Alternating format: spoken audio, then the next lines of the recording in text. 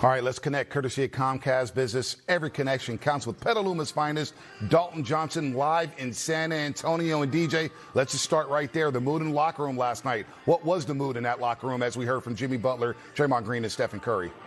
The mood was somber, subdued, quiet, frustrated. I can keep throwing words at you guys, but you get the picture.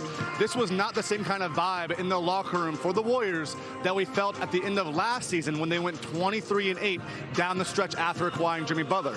It was not the same vibe that we felt this season when they looked to carry that same kind of confidence over that they felt after bringing in Jimmy Butler. So right now, there's a lot to correct, and that starts with the teamwork and bringing everybody on the same page right now to correct what are obvious some flaws right now with this team. DJ, what was your biggest takeaway from what Jimmy, Draymond, and Steph had to say last night?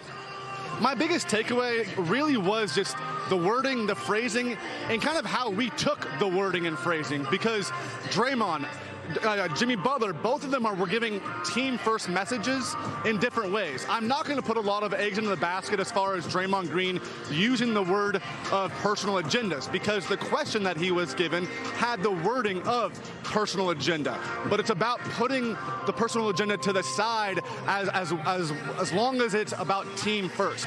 And then Jimmy Butler saying, I partly believe he's correct, and not saying 100%.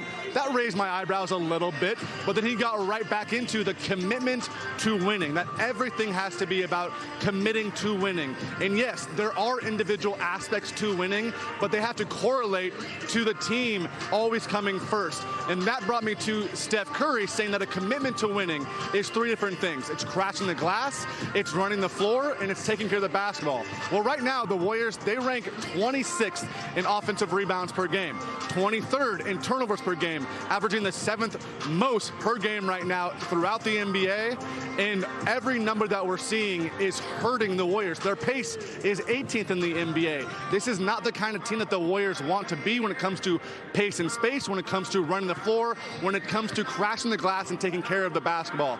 Those numbers, those rankings are just not going to work for this Warriors team. And DJ, they've lost 6 games in a row on the road. They've given up over 122 points per game on the road. Teams are shooting the lights out there. So through the first 12 games, the Warriors are 6-6. Should there be any major concern about where this team is at right now through the first 12 games? Well, we can't ignore the problems that we just broke down, right? Like, we can't just close our eyes and expect that they're going to be fixed overnight. But at the same time, we have to see the bigger picture, too. I hate to keep doing schedule talk because the Warriors, they brought it up on themselves, but they don't want it to be an excuse as well. But at the same time, the fact is, it has been brutal. It's been different than any other team in the entire NBA. If they get through this stretch, December eases up, then January really eases up. Once the calendar flips in January, they have an 8-game home stretch. They don't leave the state until January 22nd. So they need to get through this because the second half of the season is really set up well for the Warriors. But again, if they see a snowball effect and then those vibes in the locker room start to really break up some chemistry, some cohesion, that's when we're talking about a big problem. The corrections need to happen fast because the Warriors understand how quickly things can go wrong in the Western Conference. So if I'm talking about panic meter, I'm saying, Bonta, keep the plug on the ground for now. But if we keep seeing this kind of team, yeah, plug it in, rev up the engines, and we might have turned that panic meter up sooner than we ever expected. Let's hope not, Dalton. We're just in November. The Halloween decorations just came down. Good stuff, DJ. Read his work at NBCSportsBayArea.com.